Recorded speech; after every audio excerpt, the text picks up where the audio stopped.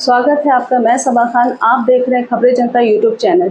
आज हमारे साथ पटना सिटी लोकसभा क्षेत्र के कांग्रेस प्रत्याशी हैं अंशुल अभिजीत कुशवाहा जी।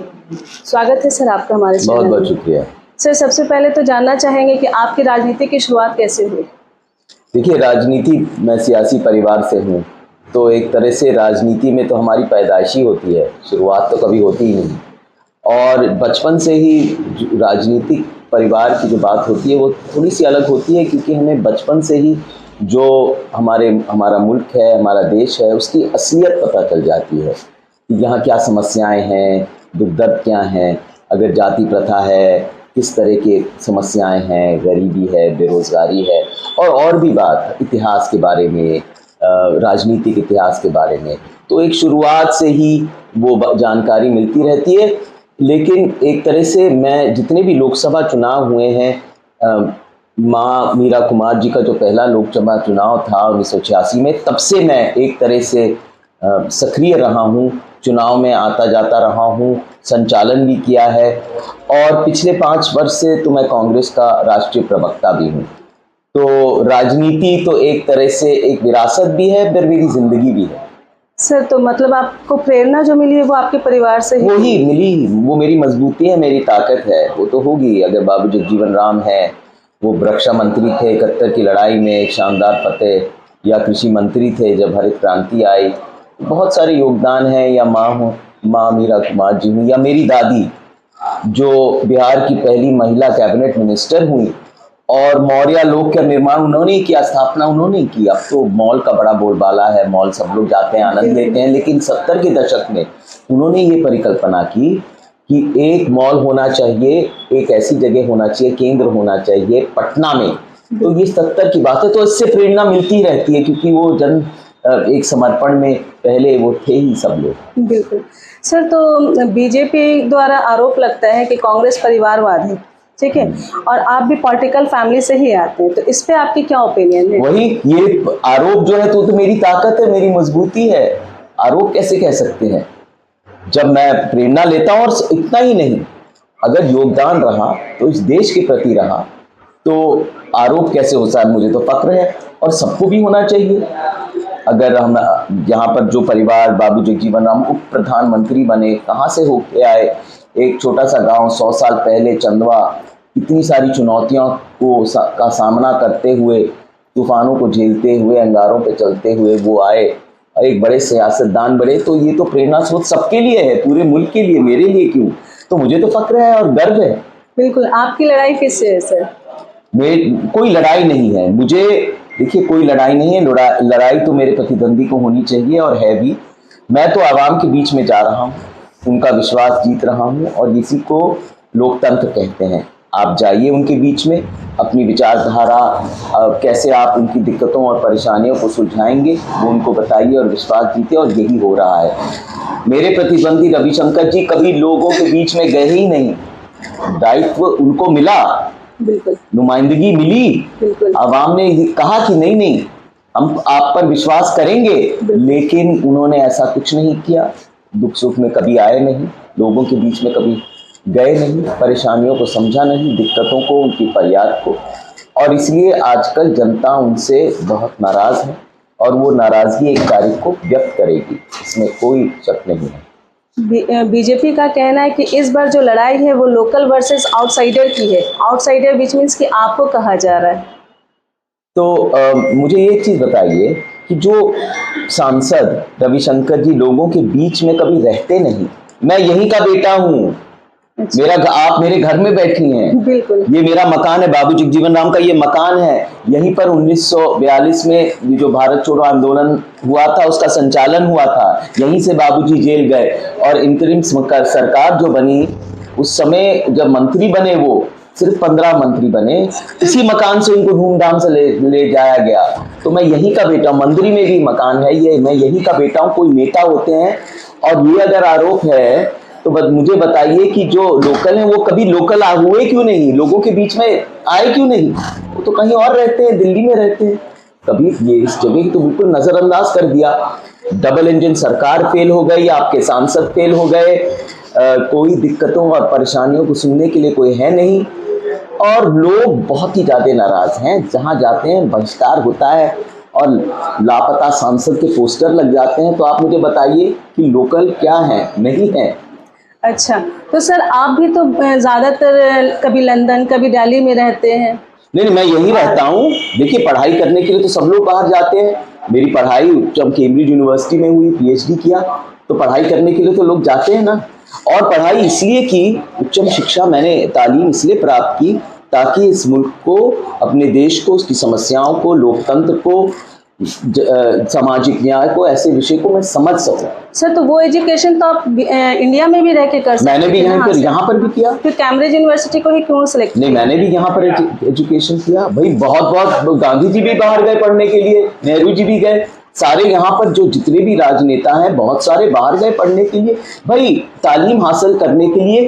और एक पर्सपेक्टिव, एक अंतरराष्ट्रीय पर्सपेक्टिव के लिए कभी कभी बाहर जाना भी पड़ता है। तो फिर समझ कैसे आता है आधुनिक युग क्या होता है और लोगों का रहन सहन कैसे होता है, और उससे बेहतर अपने मुल्क को भी समझ सकते हैं। क्योंकि फिर आप जानते हैं दूसरे लोग मुल्कों से मुलाकात होती है भाई। जितने भी राजनेता हुए हैं जो सफल हुए हैं, मैं तुलना नहीं कर रहा, मैं ये कह रहा हूं कि जितने भी हुए हैं वो सब मुल्क में, सारी दुनिया में घूमे हैं। तभी तो पता चलता है कि भाई क्या हालात है और कैसे रहन सहन, खान पान किस तरह से है, संस्कृति क्या है, इतिहास क्या है। संसार एक है भाई। आजकल तो और करीब लोग आ गए हैं, तो ऐसी दुनिया तो कोई मतलब नहीं रखते ना। बिल्कुल सर, तो लोगों का कहना है कि इस बार का प्रत्याशी उनको उनके बीच का चाहिए जो उनके सुख दुख का साथी हो। और बहुत लोगों का कहना है कि वो लोग तो आपको जानते भी नहीं, और रविशंकर जी के खिलाफ तो कहते ही हैं। तो वो लोग आपको जानते नहीं कि आप कौन है क्या है, तो कैसे उनकी उम्मीदों को आप कैसे पूरा करेंगे, फुलफिल कैसे करेंगे? नहीं, उम्मीद तो मैं बीच में जा रहा हूँ। मुझे तो प्यार से, मैं संपत चक्कल गया और जो प्यार और स्नेह मिला, जो विश्वास लोगों ने मुझ पे किया, वो तो देखने लायक था। तो जहां मैं जा रहा हूं वो विश्वास, वो प्रेम, वो स्नेह, वो मुझे मिल रहा है। आवाम मुझ पर विश्वास करेगी और मुझे कोई शक नहीं, कोई संदेह इसमें होना नहीं चाहिए। 1 तारीख को वो विश्वास दर्ज करेगी। वो बटन दबा के, नंबर 1 बटन, पंजा छाप के। सर तो आपके लिए देश का सबसे बड़ा मुद्दा क्या है अभी? बेरोजगारी बहुत बड़ा मुद्दा है। ये जो कमर तोड़ महंगाई है, ये बहुत बड़ा मुद्दा है मुल्क के सामने, अगर आप देश की बात करते हैं। बिल्कुल, हाँ, और इसके लिए हमारे कांग्रेस पार्टी की गारंटी भी है। हम गारंटी, अपनी घोषणा पत्र लेके आए हैं। हमारी गारंटीज उसको कहते हैं, क्योंकि वो जैसे ही सत्ता में आते हैं उसको अपनी मंजिल तक पहुंचाते हैं उसी वक्त। ये कर्नाटक में भी हो गया, ये आंध्र प्रदेश, ये तेलंगाना में भी हुआ। तो हम कह रहे हैं पहली नौकरी पक्की, पहली नौकरी पक्की। और जो गरीब, जो महिलाएं हैं, जो परेशान हैं, जो त्रस्त हैं, क्योंकि महंगाई इस तरह बढ़ गई है, उनको राहत मिलने के लिए महिलाओं का बजट बिगड़ गया है कहीं ना कहीं। उनका कहना है कि आमदनी अठन्नी हो गई, खर्चा रुपया हो गया है, बच्चों को पढ़ाना बहुत टफ हो गया, एजुकेशन बहुत महंगा हो गया। कैसे सब कुछ, सबको कैसे आप देखेंगे, किस नजरिए से देखते हैं? ये तो यही है, क्योंकि अर्थव्यवस्था ध्वस्त हो चुकी है। क्योंकि सरकार की इस तरह, उनको संचालन तो पता नहीं कैसे करते हैं। इतना नारीपन और कच्चापन है इनमें। मैं जानता हूँ, मैंने अर्थशास्त्र बहुत गहराई में पढ़ा है, उनको कोई समझ नहीं है इसने। और ऐसे ऐसे कदम उठाए जो एक तरह से लोगों पर प्रहार था। नोटबंदी, जीएसटी, उसके बाद लॉकडाउन हुआ, उसके बाद महामारी आई, जहां पर उनकी अयोग्यता और अक्षमता पूरी नजर से सामने आए। यहाँ पर लोग तड़प रहे थे। और इसी वजह से जो महिलाओं का, जो घर का जो बजट है, वो विकृत हो गया है। और इसीलिए हम कह रहे हैं कि जो महिलाएं हैं उनको 1 लाख रुपए सालाना मिलेगा जब हम सत्ता में आएंगे और आएंगे। अच्छा, और युवाओं के रोजगार के लिए क्या? वही मैंने आपको बोला, पहली नौकरी पक्की। अच्छा, अप्रेंटिसशिप प्रोग्राम्स भी हैं हमारे पास। पूरा एक कॉम्पोजिट प्रोग्राम है कि कैसे जो बर्बाद कर दिया, जो हमारी अर्थव्यवस्था, जो तबाही फैली है, इस देश को उससे कैसे निकाले। और सबसे बड़ा मुद्दा यहाँ पर है, बेरोजगारी का मुद्दा है। रोजगार लोगों को नहीं मिल रहा है। और जो शिक्षित, देखिए विडंबना, जो शिक्षित जो युवक हैं उनको रोजगार मिलने की उम्मीद उतनी ही कम होती जाती है। जी, तो ये तो बड़ी अजीब सी बात है इस देश में, और इस सरकार की योजनाओं की वजह से हुआ है। प्रधानमंत्री जी नियुक्ति कर रहे हैं, किसी को क्या पता कि कौन किसका हो रहा है, और निजीकरण बार बार हो रहा है, आरक्षण भी खतरे में। बहुत सारी समस्याएं हैं इधर। संविधान है, आरक्षण है, बेरोजगारी है, महंगाई है, मंदी है। उत्पादन हो नहीं रहा, निवेश हो नहीं रहा, बहुत सारी समस्याएं हैं। रोहिणी जी के ऊपर आरोप लगाया गया कि बूथ कैप्चरिंग का, कि बूथ कैप्चर करके मतदाताओं को जबरदस्ती मतदान कराया जा रहा है, तो उसके लिए आप क्या कहना चाहेंगे, उस विषय में क्या नहीं, कहेंगे? मैं देखिए, एक नियम है, आईन है, वो तो इलेक्शन कमीशन के सामने है, तो उन आईन का पालन करना, मैं और पूरे जितने भी रूल बुक है उसका पालन करना, उसमें विषय में कहना क्या है। तो बूथ कैप्चरिंग का उनके ऊपर आरोप लगाया नहीं, तो वो देखिए, आरोप क्या होता है, आरोप तो आरोप होता है। यहाँ पर जो देखिए, ये सरकार घबराई हुई है, यहाँ की बहुत परेशान है, और आप आरोप के ऊपर आरोप लगा रहे हैं। आरोप का आधार तो कोई होता नहीं है, लगा दिया, जो मना है कह दिया, क्योंकि इतने दबाव में है, इसलिए तो प्रधानमंत्री जी 3 बार इधर आ रहे हैं। पटना शहर में क्यों आ रहे हैं, आप मुझे बताइए। यह प्रत्याशित है, कभी नहीं आए इधर रोड शो में इस तरह से। देश के मुखिया हैं भाई, लेकिन कभी यहाँ पर नहीं आए। क्यों, किस लिए आए? वो यहाँ पर रविशंकर की वकालत करने के लिए आए, क्योंकि वहां पर वो कभी दिखाई नहीं दिए। तो इस बहाने कम से कम वो लोगों के बीच में आए, तो प्रधानमंत्री जी के साथ यहाँ पर प्रधानमंत्री जी का स्वागत करते हैं हम। लेकिन आरोप लगाने से पहले ये तो हमें बता दीजिए कि कौन सा वादा उन्होंने पूरा किया है। अगर पटना को कोई स्पेशल पैकेज दिया है कभी, मुझे बताइए। 1.25 लाख करोड़ का आपने वादा किया था 10 साल पहले, वो भी पूरा हुआ है, और पटना का पैकेज कहाँ है? ये जो शहर है, खूबसूरत शहर, उसको तो आप देख रहे हैं तो क्या हालात है। बिहार को स्पेशल दर्जा दिलाने का जो वादा है, वही आप मुझे बताइए। एक नहीं, कई वादे किए गए, कौन से मुकम्मल हुए, मुझे ये बताइए इस वक्त। या मुझे बताइए, रविशंकर जी ने पटना साहिब के लिए क्या किया है? एक नोटिस बोर्ड भी है, गली का, सामुदायिक भवन का, किस चीज का?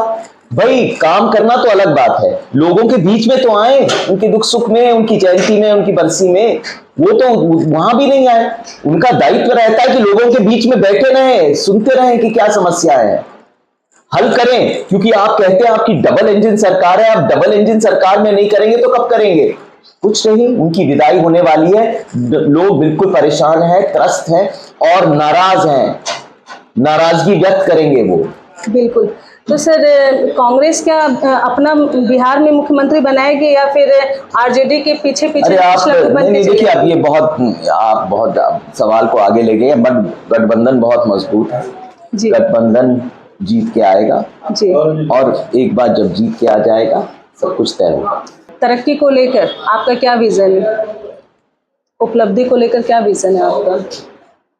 सिटी में देखिए, बहुत सारी, एक तो सबसे समस्या, क्योंकि ये सरकार इतनी विफल रही है, नाकामयाब रही है, कि ये शहर की समस्याएं और चुनौतियां बहुत ज़्यादा हो गई हैं।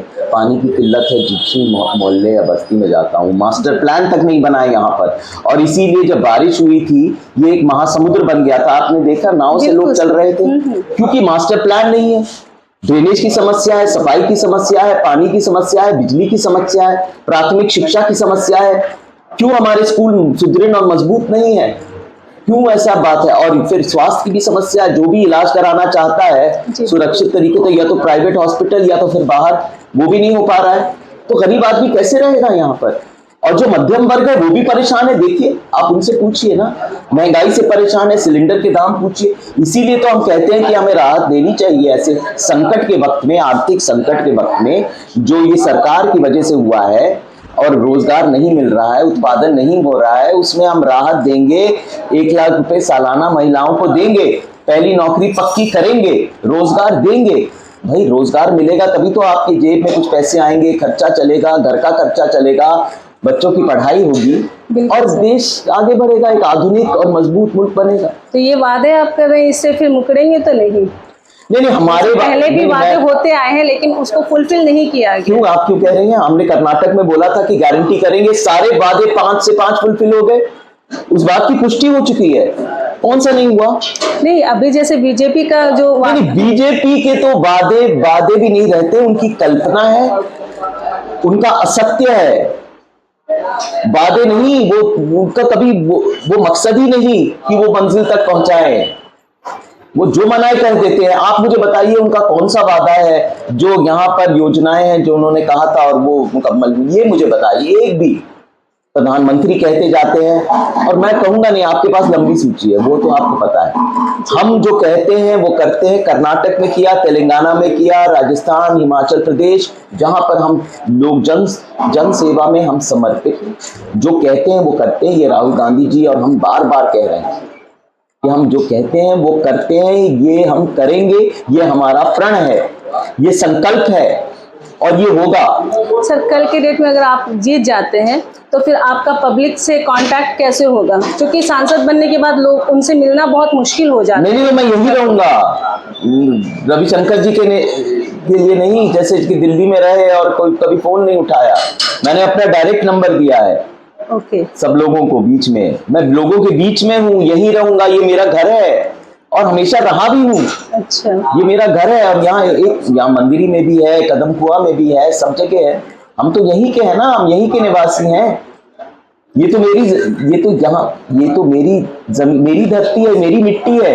मैं यहीं का हूँ और हमेशा यहीं रहूंगा। धन्यवाद सर, इतना कीमती समय अभी के वक्त में देने के लिए। बहुत बहुत शुक्रिया सभा जी।